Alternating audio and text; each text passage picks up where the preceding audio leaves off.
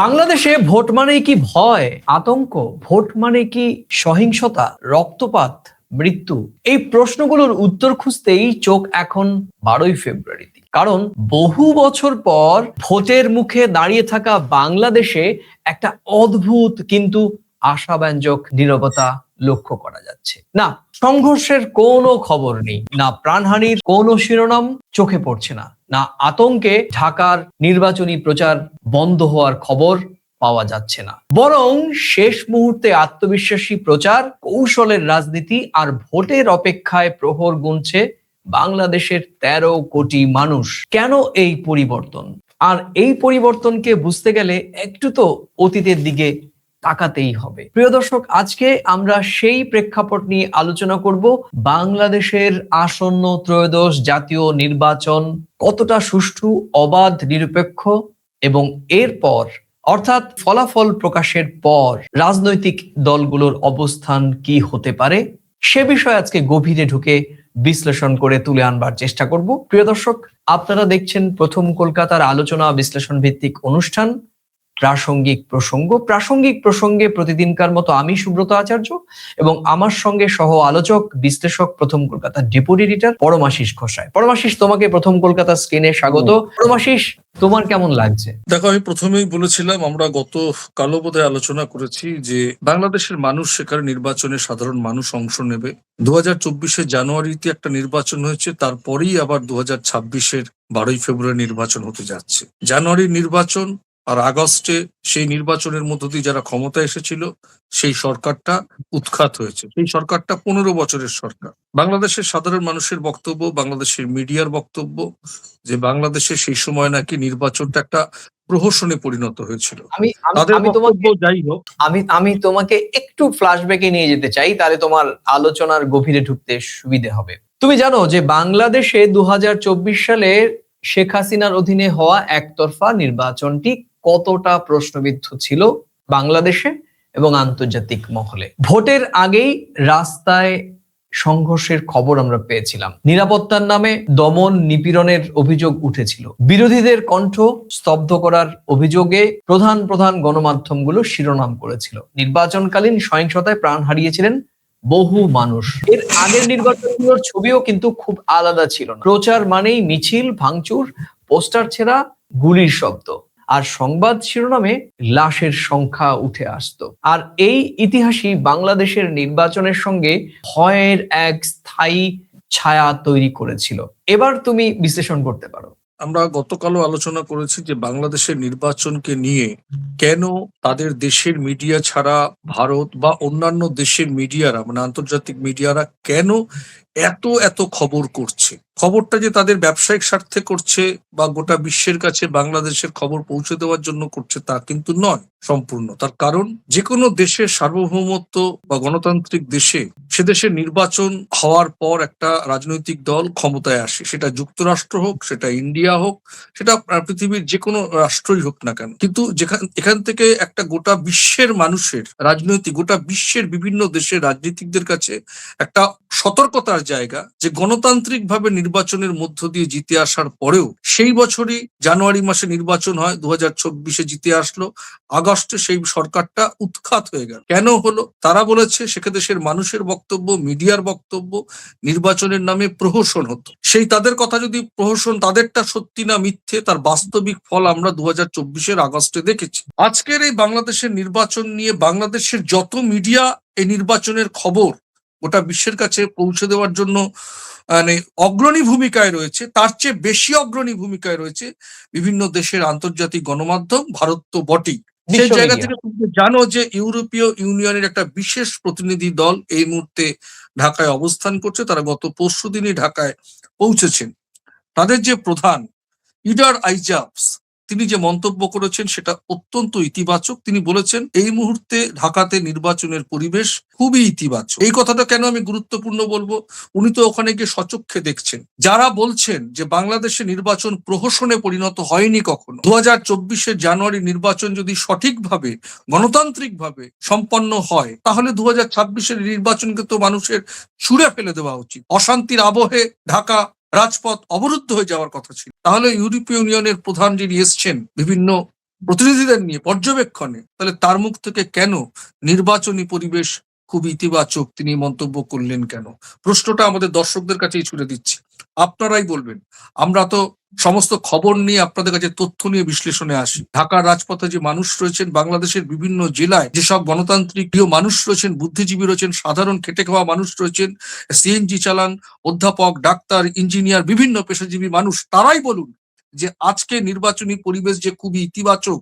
ইডার্স জাইজাবস যে বলেছেন, ইউরোপীয় ইউনিয়নের যিনি প্রধান পর্যবেক্ষক, তার বক্তব্য কতটা সঠিক আপনারাই মূল্যায়ন করবেন 12ই ফেব্রুয়ারি নির্বাচনে অংশ করার মধ্য দিয়ে এবং আপনাদের গণতান্ত্রিক অধিকার প্রতিষ্ঠা করার মধ্য দিয়ে। পরমাশিস, শুধু যে সহিংসতাহীন রক্তপাতহীন ঘটনা এখনো পর্যন্ত, অর্থাৎ 10 তারিখ, আজকে আমরা দুপুর গড়িয়ে বিকেল হতে চলেছে যখন রেকর্ড করেছি, এখনো পর্যন্ত নির্বাচন আর কয়েক ঘন্টা পর 12 তারিখ সকাল থেকে তাদের গণতান্ত্রিক অধিকার প্রয়োগ করতে লাইনে দাঁড়াবেন বাংলাদেশের সব মিলিয়ে সম্ভবত 13 কোটি মানুষ, এবং তাদের অধিকাংশ মানুষই ভোট দিতে যাবেন বলে আমাদের বিশ্বাস। কিন্তু এখানে আরো একটি দৃষ্টান্ত স্থাপন করার ঘটনা কিন্তু বাংলাদেশের প্রধান রাজনৈতিক দলগুলো করে গেলেন।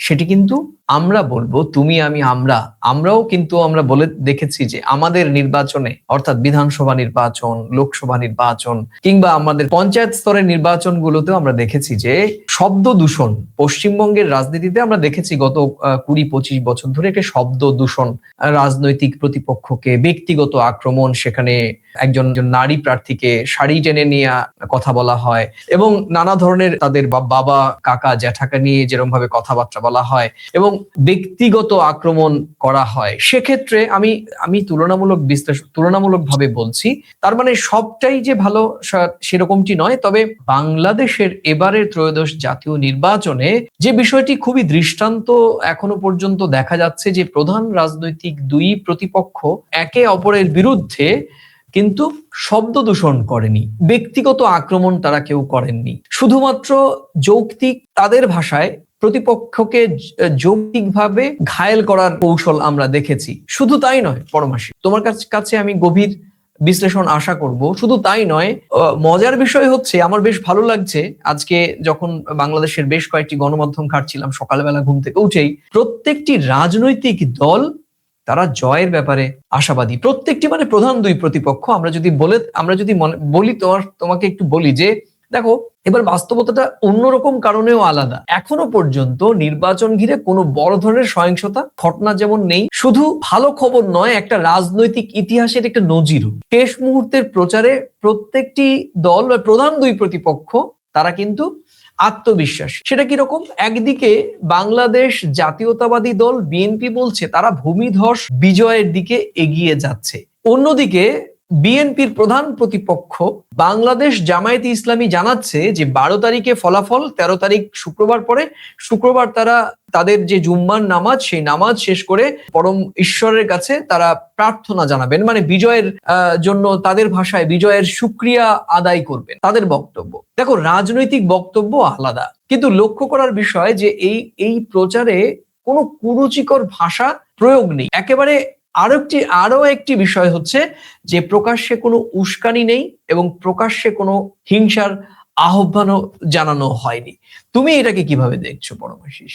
বাংলাদেশের সংস্কারের অভিষেক হচ্ছে এই জাতীয় নির্বাচনের মধ্য দিয়ে। দেশটাকে সুন্দরভাবে গড়ার জন্য যে মনোনিবেশ, যে আবেগ সম্মিলিত হয়েছিল 2024-এর 5ই আগস্ট, সেই জায়গা থেকে যে রাজনৈতিক দলরা সেই আন্দোলনকে প্রশ্রয় দিয়েছিল, পাশে থেকেছিল, তারা আজকে এক একজনের প্রতিপক্ষ হয়ে সুন্দর বাংলাদেশ গড়ার উৎসবে সামিল হয়েছে। দেশের মানুষের কাছে ভোট ভিক্ষা চেয়ে। সেখানে ব্যক্তি আক্রমণ কেন আসবে? ব্যক্তি আক্রমণ তো একটা কুসংস্কারের একটা উদাহরণ। এখানে তো সংস্কারের বাংলাদেশ গড়তে চাইছে এখনকার রাজনৈতিক দলগুলো ভোটের প্রচারে গিয়ে, তাহলে সেখানে ব্যক্তি আক্রমণ কেন আসবে? আমি তো বলছি এই নির্বাচনের প্রস্তুতি, রাজনৈতিক দলগুলোর যে অংশগ্রহণ, তাদের এই প্রচারণা, এটা সংস্কারের অভিষেক মাত্র। আর সেই অভিষেকের সুফল দেবে বাংলাদেশের জাতীয়তাবাদী বাংলাদেশের যে মানুষ রয়েছেন, গণতান্ত্রিক প্রিয় মানুষ রয়েছেন, বুদ্ধিজীবী রয়েছেন, শ্রমজীবী মানুষ রয়েছেন,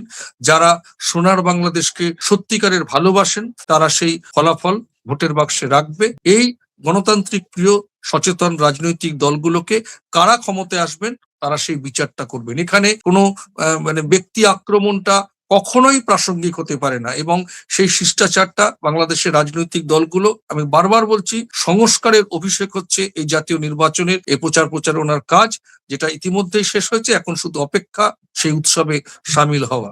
একদমই। কিন্তু আরেকটি বিষয়ে খুব উল্লেখযোগ্য ভাবে দেখো, স্থানীয় গণমাধ্যমগুলো কিন্তু এই যে আমি আর তুমি যে স্বরে কথা বলছি, স্থানীয় গণমাধ্যমগুলো কিন্তু সেই খবরই দিচ্ছে, অর্থাৎ কোনো সহিংসতার খবর নেই, কোনো জায়গায় উত্তেজনার খবর নেই, কোথাও গুলি চালানোর খবর নেই, কোথাও কোনো প্রার্থীকে অ্যাসল্ট করার খবর নেই। এবং শুধু তাই নয়, নির্বাচনী আচরণবিধি লঙ্ঘিত হয়েছে খুব কম সংখ্যক ক্ষেত্রেই বাংলাদেশের নির্বাচন কমিশন আচরণবিধি লঙ্ঘিত হওয়ার নোটিশ পাঠিয়েছেন, খুব কম সংখ্যক। সেটিও সম্ভবত অতীতে নির্বাচনকালীন ইতিহাসের রেকর্ড তৈরি করবে বলে আমরা বাংলাদেশের বিভিন্ন গণমাধ্যম ঘেটে যেটা পেলাম সেটা বলছি। আমি একটু শুধু বলবো যে দেখো, আমি বাংলাদেশের প্রধান কয়েকটি গণমাধ্যমের সামগ্রিক খবরের বিশ্লেষণ করব। bdnews24.com এই গোটা নির্বাচনকালীন আইন শৃঙ্খলা প্রশাসনিক প্রস্তুতির দিকে নজর রাখছে, এবং আজকের প্রধান শিরোনামের ক্ষেত্রে তাই দেখা গিয়েছে।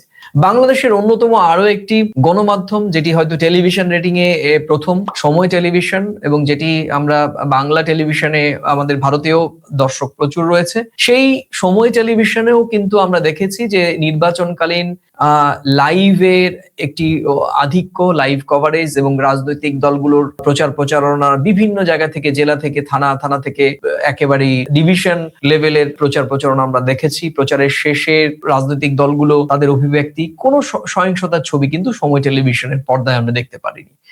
আরেকটি বাংলাদেশের অত্যন্ত জনপ্রিয় আলোচিত দৈনিক প্রথম আলো কিন্তু একই রকম ভাবে নির্বাচনের রাজনীতিকে দেখাচ্ছে বিশ্লেষণের চোখে। বিএনপি, জামাত, ভোটের পরিবেশ সব মিলিয়ে তারা একটা ব্যালেন্স রিপোর্ট করার চেষ্টা করেছে, এবং সত্যিকার অর্থে বাংলাদেশ এই মুহূর্তে সেই ব্যালেন্স ছবিটি প্রতীয়মান হয়। দ্য ডেইলি স্টার তাদেরই আরেকটি ইংরেজি সংস্করণ, সেখানেও আমরা দেখেছি যে বিশেষভাবে তারা তুলে ধরেছে আন্তর্জাতিক মহলে দৃষ্টি সুষ্ঠু ভোটের তাদের যে ছবি। কারণ তুমি জানো যে ডেইলি স্টার ইংরেজি কাগজ সারা পৃথিবীতে যে কটি প্রভাবশালী ইংরেজি দৈনিক রয়েছে তার মধ্যে বাংলাদেশের ডেইলি স্টার অন্যতম। আরো একটি বাংলাদেশের জনপ্রিয় কাগজ বসুন্ধরা গ্রুপের কালের কণ্ঠ, সেখানেও কিন্তু বলছে যে নির্বাচনের মাঠে এখনো পর্যন্ত সহিংসতার কোনো খবর নেই, বরং বিভিন্ন রাজনৈতিক দলের যে প্রচার প্রচারণায় একে অপরের সঙ্গে সহযোগিতা করা, স্থানীয় পুলিশ প্রশাসন এবং আর্মির সঙ্গে সহযোগিতা করে তারা প্রচার প্রচারণা করছেন, এটা একটা বিরল বলে কালের কণ্ঠ মনে করছে। দেখো, সব মিলিয়ে গণমাধ্যমের শিরোনামগুলো যদি আমরা একটা কাতারে আনি তাহলে বলবো যে এই মুহূর্তে বাংলাদেশে রাজনীতি আছে, প্রতিযোগিতা আছে, কিন্তু নির্বাচনকালীন কোনো সহিংসতার ছবি নেই বা খবর ধরা পড়েনি বাংলাদেশের গণমাধ্যমগুলোতে। কি বলবে? দেখো, গণমাধ্যম তো গণতন্ত্রের চতুর্থ স্তম্ভ। যেমন সাংবাদিকতা বা সংবাদ পরিবেশন বা সংবাদের খবর কিন্তু সমাজের আয়না। তা আমরা যে জিনিসটা নিয়ে আলোচনা করছি, মানে ইউরোপীয় ইউনিয়নের যিনি প্রধান পর্যবেক্ষক তিনি যে মন্তব্য করেছেন, তার মন্তব্য এবং বাংলাদেশের মিডিয়ার বক্তব্য সমানে সমানে মিলে যাচ্ছে। তাহলে এখানে বোঝাই যাচ্ছে দুধ কা দুধ, পানি কা পানি কি, এখন শুধু সময়ের অপেক্ষা। এবং বাংলাদেশে যে এই যে একটা ইতিবাচক পরিবেশ রয়েছে নির্বাচনের আগে, এটা বাংলাদেশের গণমাধ্যম যেমন ছড়িয়ে দিচ্ছে বা পর্যবেক্ষকদের বক্তব্য যেটা জানা যাচ্ছে, সেই জায়গাটাই যেন অব্যাহত থাকে 12ই ফেব্রুয়ারি নির্বাচন সম্পন্ন হওয়ার আগ পর্যন্ত। এটা কিন্তু বাংলাদেশের সাধারণ মানুষ যারা দেশটাকে ভালোবাসেন, আমি যদি বলবো বাংলাদেশে যারা আওয়ামী লীগ করেন, আমি তাদের কাছেও বলবো অকারণে কোনো ভোটটা সুষ্ঠুভাবে সম্পন্ন হতে দিন। পরিষ্কার হয়ে যাবে কাদের সমর্থন বাংলাদেশের মাটিতে আছে আর কাদের নেই, কারা দেশটাকে গড়বে, কাদের হাতে সেই পরিচালনার ভার যেতে পারে, সেটা বাংলাদেশের মানুষের কাছে পরীক্ষা করার, নিরীক্ষণ করার সুযোগটা কিন্তু এই জাতীয় নির্বাচনের গণভোটের মধ্য দিয়ে সুযোগ করে দিন। যারা এটাকে আটকানোর চেষ্টা করবেন তারা কিন্তু জেনে রাখুন বাংলাদেশের মাটিতে তাদের আর, হয়তো বাংলাদেশের সাধারণ মানুষের কাছে তাদের আর কোনোদিন স্থান থাকবে না। তাই এই যে ইতিবাচক পরিবেশ রয়েছে, এই ইতিবাচক পরিবেশকে সম্মান জানিয়ে, উর্নিশ জানিয়ে দেশের ভালোর জন্য এই জাতীয় উৎসবে সকলে সামিল হন। অবশ্যই তোমার সঙ্গে একটু জুড়ে দিতে চাই, তুমি বলছিলে খুবই ভালো একটি পয়েন্টকে সামনে এনেছো যে আওয়ামী লীগের উচিত যে এই নির্বাচনটি সুষ্ঠু অবাধ ভাবে সম্পন্ন হয়। বাংলাদেশ যে নতুন দিনের দিকে এগোচ্ছে, সেখানে আওয়ামী লীগের ভুল ত্রুটি বা এই দলটির যা কর্মকাণ্ড, সেখান থেকে তাদের অনুতাপ অনুশোচনার একটি প্রকাশের জায়গা হতে পারে, যে নির্বাচনকালীন সহিংসতা রুখতে দলটির একেবারে সর্বোচ্চ পর্যায় থেকে নির্দেশনা দেয়া, নো ভোট নো ভোট, সেটি হয়তো তাদের গণতান্ত্রিক অধিকার, সেটি তারা করতেই পারেন,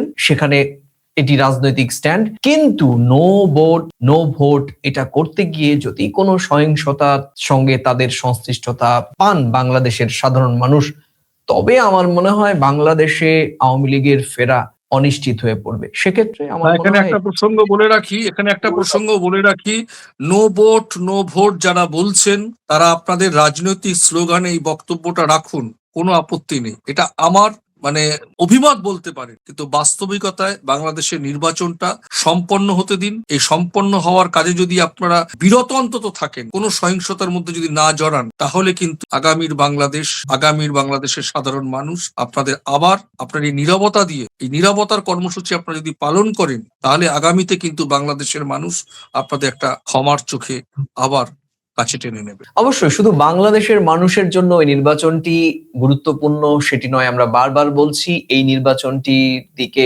নজর রয়েছে বিশ্বের তাবড় দেশের রাষ্ট্রনেতাদের, বিশ্ব মিডিয়ার এবং আন্তর্জাতিক মহল।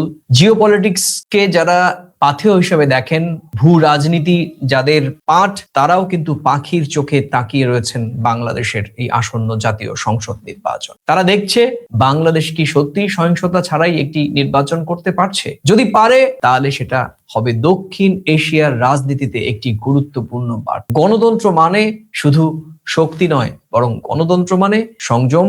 এটাই প্রমাণ দিতে পারলো বাংলাদেশ। সুতরাং বাংলাদেশে এই মুহূর্তে যারা ভোট দেওয়ার জন্য মুখিয়ে রয়েছেন, প্রশাসন, আইন শৃঙ্খলা বাহিনী যারা সুষ্ঠুভাবে ভোটটা পরিচালনা করবেন, যে কটি রাজনৈতিক দল কিংবা নির্দলের প্রার্থীরা যারা ভোটে প্রতিদ্বন্দ্বিতা করছেন, প্রত্যেকটি মানুষের দায়িত্ব হবে সুষ্ঠু, অবাধ এবং নিরপেক্ষ নির্বাচনের পরিবেশ অক্ষুণ্ণ রাখা। আর সেটাই হবে একজন সুনাগরিকের কর্তব্য। আর আমরা যারা বিদেশ থেকে দেখছি, আমরা যারা আপনার দেশের নাগরিক নই, কিন্তু আপনাদের বাংলাদেশ নিয়ে আমরা ভাবি, কারণ বাংলাদেশ ভালো থাকলে ভারত ভালো থাকে, ভারত ভালো থাকলে বাংলাদেশ ভালো থাকে, ভারত বাংলাদেশের সম্পর্ক মজবুত হলে ভারত বাংলাদেশের 160 কোটি মানুষ ভালো থাকবেন। আর আমরা ভালো থাকলে দক্ষিণ এশিয়া ভালো থাকবে, দক্ষিণ এশিয়া ভালো থাকলে গোটা পৃথিবী ভালো থাকবে। এভাবেই অঙ্কটি কষতে হবে। তুমি কিভাবে দেখছো? না, সে তো নিশ্চয়ই। বাংলাদেশের শান্তি বজায় থাকলে ভারতও নিরাপদ, ভারত শান্তিতে থাকলে বাংলাদেশও নিরাপদ। সেই জন্য এই নিরাপদ পরিবেশের মধ্য দিয়ে যদি নির্বাচনটা সুসম্পন্ন হয়, তাহলে দক্ষিণ এশিয়া ভালো থাকবে। একেবারে বলছি যে বাংলাদেশের সমস্ত সচেতন নাগরিক, সমস্ত দায়িত্বশীল রাজনৈতিক দল, ইতিমধ্যে আমি খবর দেখাচ্ছে যে বাংলাদেশের বগুড়ায় বোধহয় জামায়াত শিবিরের সঙ্গে, জামায়াতের কিছু লোকের সঙ্গে বিএনপির একটি সংঘর্ষ হয়েছে। সেই সংঘর্ষ এই মুহূর্তে খবরটা আসছে। সেই জায়গা থেকে বলবো, সংঘর্ষে লিপ্ত না হয়ে আপনারা নির্বাচনে অংশ নেওয়ার জন্য আপনারা প্রস্তুত হন। বাংলাদেশকে সুন্দর বাংলাদেশ গড়ার কাজে আপনারা সামিল হন। আগামীর বাংলাদেশ, সংস্কারমুখী বাংলাদেশের আমরা যেটা দেখলাম, যে এই যে আমরা নির্বাচনের এই আলোচনার শুরুতেই আমরা বলছিলাম, কোনো সংঘর্ষ, সহিংসতার বা কোনো কুমন্তব্য কোন ইয়েতে ছিল না। আমি প্রথমেই বলেছি যে সংস্কারের অভিষেক হচ্ছে। সেই সংস্কারের অভিষেকের মধ্য দিয়ে কেউ কোনো প্ররোচনায় পা দেবেন না, কেউ কোনো সংঘর্ষে লিপ্ত হবেন না। জামায়াত ইসলামী শিবির জিতুক বা বিএনপি জিতুক, বাংলাদেশের মানুষ যাদেরকে এই মসনদে আসন দেবে, এটা আপনারা নির্দ্বিধায় মেনে নিন। আপনাদের দেশের মানুষ আপনাদেরকে সম্মানিত করছে, সেই জন্য হেরে যাওয়ার কোনো কথা নয়। দেশের মাটিতে থেকে দেশটাকে গড়ে তুলুন এবং ভারত বাংলাদেশের সম্পর্ককে আগামীর পথে এগিয়ে নিয়ে যাওয়ার জন্য আপনারা সচেষ্ট হন। আমি তোমার সঙ্গে শুধু যুক্ত করছি, তুমি যেটা বলছিলে যে বিএনপি বা জামায়াত ইসলামী যেই জিতুন, আমি বলবো যে সুষ্ঠু, অবাধ, নিরপেক্ষ ভোট হলে বাংলাদেশের 20 কোটি মানুষের জয় হবে। কোন একটি রাজনৈতিক দল হয়তো সরকার গঠন করবেন, কিন্তু অন্য একটি রাজনৈতিক দল বিরোধীদের আসনে বসে তারা বাংলাদেশের মানুষের হয়ে লড়বেন। এভাবেই চলবে বাংলাদেশের গণতান্ত্রিক প্রক্রিয়া, আর এটাই হবে নতুন বাংলাদেশের অন্যতম সোপান। পরামর্শ শেষ করব একেবারে শেষ পর্যায়ে, তবুও কিছু প্রশ্ন তো থেকেই যায়, উদ্বেগ, সেটা উপেক্ষা করার জায়গা। সব প্রশ্নের উত্তর এখনো মেলেনি প্রিয় দর্শক। ভোটের ফল নিয়ে রয়েছে নানা রকম মত, অভিমত, উদ্বেগ, উৎকণ্ঠা, আশঙ্কাও। সেটি খুব সঙ্গতভাবেই কার দিকে পাল্লা ভারী, কার দিকে পাল্লা কম ভারী, সেগুলো তো ভোটের প্রচারে ছিল। কিন্তু ভোটের পর প্রধান নজর থাকবে কার পক্ষে জনগণের রায়, কার বিপক্ষে জনগণের সমর্থন। তবে একটি বিষয় রাজনৈতিকভাবে অত্যন্ত গুরুত্বপূর্ণ বিষয়, প্রিয় দর্শক। বিএনপি জানিয়েছে ভোট যদি সুষ্ঠু হয় তারা ফল মেনে নেবে। জামায়াতের পক্ষ থেকে যদিও এখনো পর্যন্ত এই বিষয়ে, এই বিশ্লেষণ রেকর্ড করা পর্যন্ত কোনো ধরনের স্পষ্ট কোনো প্রতিক্রিয়া পাওয়া যায়নি। তাই শেষ করব, পরমাশিস তোমাকে অনেক ধন্যবাদ জানিয়ে। বাংলাদেশ আজ এক মোড়ে দাঁড়িয়ে রয়েছে। পেছনে আছে একতরফা নির্বাচনের ইতিহাস, নির্বাচনকালীন সহিংসতার ইতিহাস, আর ভয় ভীতির রাজনীতির এক ভয়ঙ্কর দৃশ্য। সামনে আছে শান্তিপূর্ণ ভোটের সম্ভাবনা, ভিন্ন মতের সহাবস্থান আর নতুন বাংলাদেশ করার স্বপ্ন। 2026-এর 12ই ফেব্রুয়ারি শুধুমাত্র একটি তারিখ নয় প্রিয় দর্শক, এটা বাংলাদেশের গণতন্ত্রের এক পরীক্ষার ফলাফলের দিন। প্রিয় দর্শক, তাহলে আজ এ পর্যন্তই। আবার দেখা হবে নতুন কোনো বিষয়ে, প্রাসঙ্গিক প্রসঙ্গ নিয়ে। আর এই ভিডিওর কোন মন্তব্যের সঙ্গে বা মন্তব্যগুলোর সঙ্গে আপনি সহমত বা ভিন্নমত, সেটি মন্তব্যের কলামে লিখে জানাতে ভুলবেন না। আর এই ভিডিওটি ভালো লাগলে অবশ্যই প্রিয়জনের মাঝে শেয়ার করে ছড়িয়ে দিতে পারেন। আজ এই চ্যানেলটিতে নতুন এলে পুরনো ভিডিও দেখে যদি ন্যূনতম ভালো লাগে, চ্যানেলটি লাইক বা সাবস্ক্রাইব করার অনুরোধ থাকবে। তাহলে আজ এ পর্যন্তই, আবার দেখা হবে নতুন কোনো প্রাসঙ্গিক বিষয় নিয়ে। ভালো থাকুন, সুস্থ থাকুন, সবাই নিরাপদে থাকুন। নমস্কার। নমস্কার।